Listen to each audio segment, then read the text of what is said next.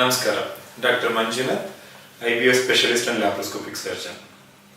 ಈ ವಿಡಿಯೋದಲ್ಲಿ ನಾನು ನಿಮಗೆ ಇನ್ಫರ್ಟಿಲಿಟಿ ಮತ್ತು IVF ಅಲ್ಲಿ ಮಿತ್ಸ್ಗಳ ಬಗ್ಗೆ ತಿಳಿಸ್ಕೊಡ್ತೀನಿ. ಅಂದರೆ IVF ಮತ್ತು ಇನ್ಫರ್ಟಿಲಿಟಿಲಿ ಇರುವಂಥ ತಪ್ಪು ಮಾಹಿತಿಗಳು ಯಾವ್ಯಾವು ಅಂತ ಹೇಳಿದ್ರೆ, ಫಸ್ಟ್ ಆಫ್ ಆಲ್ ಇನ್ಫರ್ಟಿಲಿಟಿ ಬರೀ ಫೀಮೇಲ್ ಪ್ರಾಬ್ಲಮ್ಮು, ಅಂದರೆ ಮಹಿಳೆಯರ ಪ್ರಾಬ್ಲಮ್ಮು, ಪುರುಷರ ಪ್ರಾಬ್ಲಮ್ ಅಲ್ಲ ಅಂತ ತಪ್ಪು. ಸ್ಟಡೀಸ್ ಪ್ರಕಾರ ಅಥವಾ ರಿಸರ್ಚ್ ಪ್ರಕಾರ ಆಲ್ಮೋಸ್ಟ್ 30-35% ಮಹಿಳೆಯರು ಕಾರಣರಾದರೆ ಅನದರ್ 30% ಪುರುಷರಲ್ಲೂ ಕಾರಣಗಳಿರುತ್ತೆ.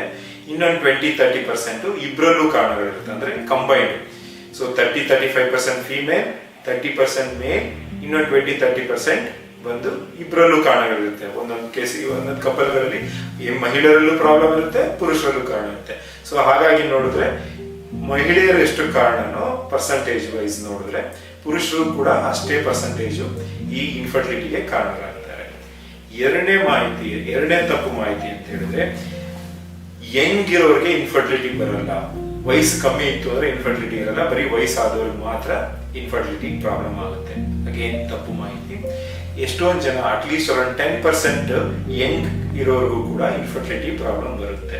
ಸೊ ಸ್ಟಡೀಸ್ ಪ್ರಕಾರ 21 ವಯಸ್ಸಿಂದ ಹಿಡಿದು 35 ವಯಸ್ಸಿನ ಇರೋರಿಗೆ ಅಟ್ಲೀಸ್ಟ್ 10% ಜನಕ್ಕೆ ಈ ಇನ್ಫರ್ಟಿಲಿಟಿ ಪ್ರಾಬ್ಲಮ್ ಇರುತ್ತೆ. ಸೊ ಹಾಗಾಗಿ ಬರೀ ಯಂಗ್ ಆಗಿದ್ರೆ ಇನ್ನೂ ಯಂಗ್ ಆಗಿದ್ದೀನಿ, ನಾನು ಕನ್ಸೀವ್ ಆಗ್ತೀನಿ ನ್ಯಾಚುರಲ್ ಆಗಿ ಅಂತ ತಪ್ಪು ಮಾಹಿತಿಗಳನ್ನ ಕೆಲವರಲ್ಲಿ ಇರುತ್ತೆ. ಸೊ ಅಟ್ಲೀಸ್ಟ್ ಟೆಸ್ಟ್ಗಳನ್ನ ಮಾಡಿಸ್ಕೊಂಡು ಅವರು ಏನ್ ಪ್ರಾಬ್ಲಮ್ ಅಂತ ಕಂಡುಹಿಡ್ಕೊಬೇಕಾಗುತ್ತೆ.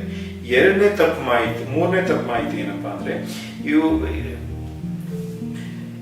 ಎಷ್ಟೇ ಏಜ್ ಆದ್ರೂ ಪರವಾಗಿಲ್ಲ, IVF ಅಲ್ಟಿಮೇಟ್ ಆನ್ಸರ್ ಇದೆ, ನನಗೆ IVF ಮಾಡಿಸ್ಕೊಂಡ್ರೆ ಮಗು ಹಾಗೆ ಆಗುತ್ತೆ ಅನ್ನೋ ಒಂದು ತಪ್ಪು ಮಾಹಿತಿ.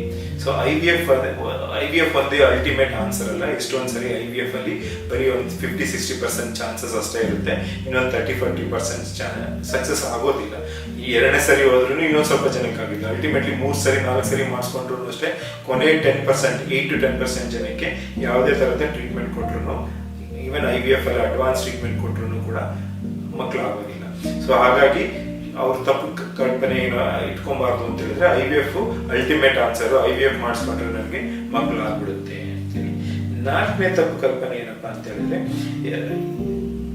ಪುರುಷರಲ್ಲಿ ಎಸ್ಪೆಷಲಿ ಏನಪ್ಪಾ ಅಂತ ಹೇಳಿದ್ರೆ, ನಾನು ಸ್ಪರ್ಮ್ ನ ರಿಲೀಸ್ ಮಾಡಿದ್ರೆ ನನಗೆ ಇನ್ಫರ್ಟಿಲಿಟಿ ಇರಲ್ಲ ಅಂತ ಹೇಳ್ಬಿಟ್ಟು ಎಷ್ಟೊಂದ್ ಸಾರಿ ಸೆಮೆನ್ ನ ರಿಲೀಸ್ ಮಾಡಿದ್ರೆ ಎಷ್ಟೊಂದ್ ಸಾರಿ ಅನ್ಕೋತಾರೆ, ಸೆಮೆನ್ ನನಗೆ ಆರಾಮಾಗಿ ಬರ್ತಾ ಇದೆ, ಸೆಮೆನ್ ಜಾಸ್ತಿನೇ ಇದೆ, ನನಗೆ ಹೇಗೆ ಇನ್ಫರ್ಟಿಲಿಟಿ ಇರುತ್ತೆ ಅಂತ ಹೇಳಿ.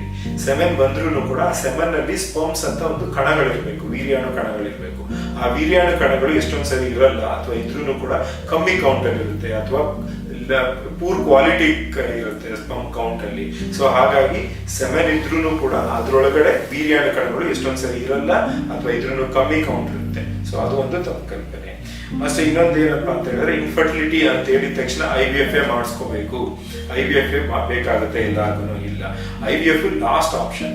ಅದು ಬಿಟ್ಟು ಬೇರೆ ಎಷ್ಟೊಂದು ಸಿಂಪಲ್ ಟ್ರೀಟ್ಮೆಂಟ್ಸ್ ಗಳಿದೆ, ಲೈಕ್ ಫರ್ಟಿಲಿಟಿ ಡ್ರಗ್ಸ್ಗಳನ್ನ ತಗೊಳ್ಳೋದು, ಓವುಲೇಷನ್ ಇಂಜೆಕ್ಷನ್ಸ್ ಮೆಡಿಸಿನ್ ತಗೊಳ್ಳೋದು, IUI ಅಂತ ಸಣ್ಣ ಪ್ರೊಸೀಜರ್ ಬರುತ್ತೆ, ಅದನ್ನ ತಗೊಳ್ಳೋದು, ಫಾಲಿಕ್ಯುಲರ್ ಸ್ಕ್ಯಾನ್ ಮಾಡಿಕೊಂಡು ನ್ಯಾಚುರಲ್ಗೂ ಕೂಡ ಟ್ರೈ ಮಾಡೋದು.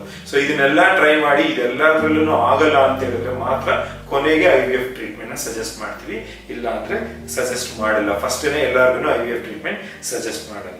ಮತ್ತೆ ಇನ್ನೊಂದು ಏನಂತ ಹೇಳಿದ್ರೆ, IVF 100% ಸಕ್ಸಸ್ ರೇಟ್ ಇರಲ್ಲ. ಅದು ಮೊದಲೇ ಹೇಳಿದಾಗೇನೆ IVF ಅಲ್ಲಿ 60-70% ಚಾನ್ಸ್ ಇರುತ್ತೆ. ಸೆಕೆಂಡ್ ಟೈಮ್ ಥರ್ಡ್ ಟೈಮ್ ಹೋದ್ರೆ ಇನ್ನೂ ಸ್ವಲ್ಪ ಪರ್ಸೆಂಟೇಜ್ ಜನಕ್ಕೆ ಸಕ್ಸಸ್ ಆಗುತ್ತೆ. ಕೊನೆ 8% ಜನಕ್ಕೆ ಸಕ್ಸಸ್ ರೇಟ್ ಆಗೋದಿಲ್ಲ. ಮತ್ತೆ ಇನ್ನೊಂದು ಏನಪ್ಪಾ ಅಂತ ಹೇಳಿದ್ರೆ, IVF ಮಾಡಿಸ್ಕೊಂಡ್ರೆ ಆ ಮಕ್ಕಳಲ್ಲಿ ಯಾವಾಗ್ಲೂ ಕುಂದುಕೊರತೆಗಳಿರುತ್ತೆ, ಅಥವಾ ಮಕ್ಕಳುಗಳು ಬುದ್ಧಿಮಾಂದ್ಯತೆ ಇರುತ್ತೆ ಅನ್ನೋ ಒಂದು ಮಿಸ್ಕಾನ್ಸೆಪ್ಷನ್.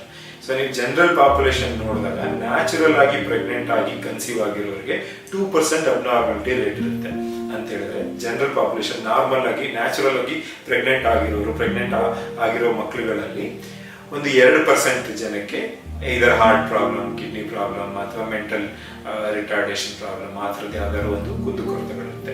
ಸೇಮ್ 2.2 to 2.3% ಚಾನ್ಸಸ್ ಈ IVF ಅಥವಾ ICSI ಪ್ರೊಸೀಜರ್ ಮಾಡಿಸ್ಕೊಂಡಿರೋರ್ಗೂ ಕೂಡ ಇದೇ ತರದ ಪ್ರಾಬ್ಲಮ್ ಇರುತ್ತೆ. ಸೊ IVF ಮಾಡಿಸ್ಕೊಂಡಿದ್ದ ತಕ್ಷಣಕ್ಕೆ ಆ ಪರ್ಸೆಂಟೇಜ್ ರಿಸ್ಕ್ ಜಾಸ್ತಿ ಆಗೋದಿಲ್ಲ. ಸೊ ಎಷ್ಟು ನ್ಯಾಚುರಲ್ ಆಗಿ ರಿಸ್ಕ್ ಇರುತ್ತೋ ಆಲ್ಮೋಸ್ಟ್ ಅಷ್ಟೇ ರಿಸ್ಕ್ IVF ಅಥವಾ ಟೆಸ್ಟ್ ಬೇಬಿ ಪ್ರೊಸೀಜರ್ ಅಲ್ಲೂ ಕೂಡ ರಿಸ್ಕ್ ಇರುತ್ತೆ. ಇದು ಬಿಟ್ಟು ಇನ್ನೊಂದೇನಪ್ಪ, IVF ಮಾಡಿಸ್ಕೊಂಡ್ರೆ ತುಂಬಾ ಪ್ರಾಬ್ಲಮ್ ಆಗುತ್ತೆ, ಲಾಂಗ್ ಟರ್ಮ್ ಎಫೆಕ್ಟ್ಸ್ಗಳು ತುಂಬಾ ಜಾಸ್ತಿ ಇರುತ್ತೆ ಅನ್ನೋ ಒಂದು ಏನೋ ತುಂಬಾ ಸೈಡ್ ಎಫೆಕ್ಟ್ಸ್ ಇದೆ. IVF ಅಲ್ಲಿ ಎರಡೇ ಸೈಡ್ ಎಫೆಕ್ಟ್ಸ್, ಒಂದು ಮಲ್ಟಿಪಲ್ ಪ್ರೆಗ್ನೆನ್ಸಿ ಆಗೋದು, ಇನ್ನೊಂದು OHSS ಅಂತ ಹೈಪರ್ ಸ್ಟಿಮ್ಯುಲೇಷನ್ ಅಂತ ರಿಸ್ಕ್ ಇರುತ್ತೆ. ಇವೆರಡು ರಿಸ್ಕ್ ನಾವು ಕಮ್ಮಿ ಮಾಡ್ಬೋದು. ಏನೋ ತುಂಬಾ ಒಳ್ಳೊಳ್ಳೆ ಮೆಡಿಸಿನ್ಸ್ ಬಂದಿದೆ, ಈ ತರ ಏನಾದ್ರು ಕಾಂಪ್ಲಿಕೇಶನ್ ಆದ್ರೂ ಕೂಡ ಅದನ್ನ ತಡೆಯುವಂಥದ್ದು ಅಥವಾ ಅದನ್ನ ರಿಸ್ಕ್ ನ ಕಮ್ಮಿ ಮಾಡುವಂತ ಚಾನ್ಸಸ್ ಇರುತ್ತೆ. ಸೊ ಹಾಗಾಗಿ IVF ತುಂಬಾನೇ ಸೇಫ್, ಅದರಿಂದ ಯಾವುದೇ ತರದ ಲಾಂಗ್ ಟರ್ಮ್ ರಿಸ್ಕ್ಗಳು ಇಲ್ಲ. ಇನ್ನೊಂದೇನಪ್ಪಾ ಅಂತ ಹೇಳಿದ್ರೆ, IVF ಮಾಡಿಸ್ಕೊಳ್ಳುವಾಗ 15 ದಿವಸ ಹಾಸ್ಪಿಟಲ್ ಅಲ್ಲೇ ಅಡ್ಮಿಟ್ ಮಾಡಿಬಿಡ್ಬೇಕು ಅಥವಾ 2 ತಿಂಗಳು 3 ತಿಂಗಳು ಮನೇಲಿ ಕಂಪ್ಲೀಟ್ ರೆಸ್ಟ್ ತಗೊಂಡ್ಬಿಡ್ಬೇಕು ಇಲ್ಲ. IVF ಯಾವುದೇ ತರದ ಹಾಸ್ಪಿಟಲ್ ಅಡ್ಮಿಷನ್ ಬೇಕಾಗಿಲ್ಲ. IVF ಪ್ರೊಸೀಜರ್ ಮಾಡುವಾಗ ನಾವು ಎರಡೇ ತರದ ಪ್ರೊಸೀಜರ್ ಮಾಡ್ತೀವಿ, ಒಂದು ಎಗ್ ಪಿಕಪ್, ಒಂದು ಎಂಬ್ರಿಯೋ ಟ್ರಾನ್ಸ್ಫರ್.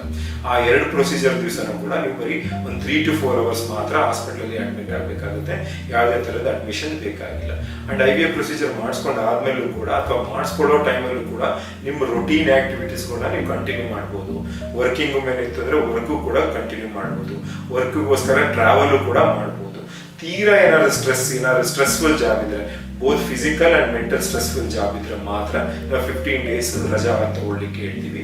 ಇಲ್ಲ ಅಂತ ಹೇಳಿದ್ರೆ ನಮ್ಮ ಎಷ್ಟೊಂದು ಪೇಷಂಟ್ಸ್ಗಳು ವರ್ಕಿಂಗ್ ಕಂಟಿನ್ಯೂ ಮಾಡ್ತಾರೆ, ಇದರಿಂದ ಯಾವುದೇ ತರದ ಹಾರ್ಮ್ಫುಲ್ ಎಫೆಕ್ಟ್ ಆಗೋದಿಲ್ಲ. ಅಂಡ್ ಇನ್ನೊಂದ್ಸರಿ ಒಂದ್ ಮಗು ಇತ್ತು ಅಂತ ಹೇಳಿದ್ರೆ 2ನೇ ಮಗುಗೆ ನಮ್ಗೆ ಇನ್ಫರ್ಟಿಲಿಟಿ ಪ್ರಾಬ್ಲಮ್ ಬರೋದಿಲ್ಲ ಅಂತ ಹೇಳ್ಬಿಟ್ಟು ಎಷ್ಟೊಂದು ಜನಕ್ಕೆ ಫಸ್ಟ್ ಮಗು ಆಗುತ್ತೆ ನ್ಯಾಚುರಲ್ ಆಗಿ, 2ನೇ ಮಗು ಆಗ್ಲಿಕ್ಕೆ ತುಂಬಾ ತೊಂದರೆಗಳು ಸ್ಟಾರ್ಟ್ ಆಗುತ್ತೆ.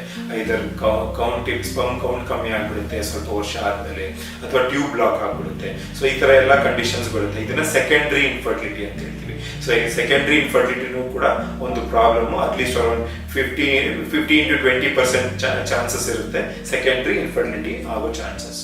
ಸೊ ಇದನ್ನು ಕೂಡ ನೀವು ಮನಸ್ಸಲ್ಲಿ ಇಟ್ಕೊಬೇಕಾಗುತ್ತೆ.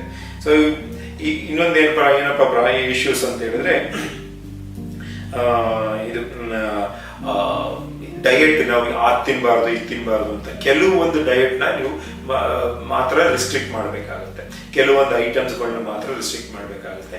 ಅದು ಬಿಟ್ಟು ನೀವು ರೊಟೀನ್ ಡಯಟ್ ಮಾಮೂಲಿ ಹೇಗೆ ತಗೊಳ್ತೀರಾ ಅದನ್ನ ಹಾಗೆ ಕಂಟಿನ್ಯೂ ಮಾಡಬೇಕಾಗುತ್ತೆ. ಸೊ ಇದರಿಂದ ಯಾವುದೇ ಥರದ ಪ್ರಾಬ್ಲಮ್ ನಿಮಗೆ ಬರೋದಿಲ್ಲ. ಇಷ್ಟು ತಪ್ಪು ಮಾಹಿತಿಗಳು IVF ಮತ್ತೆ ಟೆಸ್ಟ್ ಬೇಬಿ ಟ್ರೀಟ್ಮೆಂಟ್ ಅಥವಾ ಇನ್ಫರ್ಟಿಲಿಟಿ ಬಗ್ಗೆ ಇರುತ್ತೆ. ಈ ತಪ್ಪು ಮಾಹಿತಿಗಳನ್ನ ನಿಮ್ಮ ಮೈಂಡಿಂದ ತೆಗಿಬೇಕಾಗುತ್ತೆ. ಸೊ ಇನ್ನೂ ಹೆಚ್ಚಿನ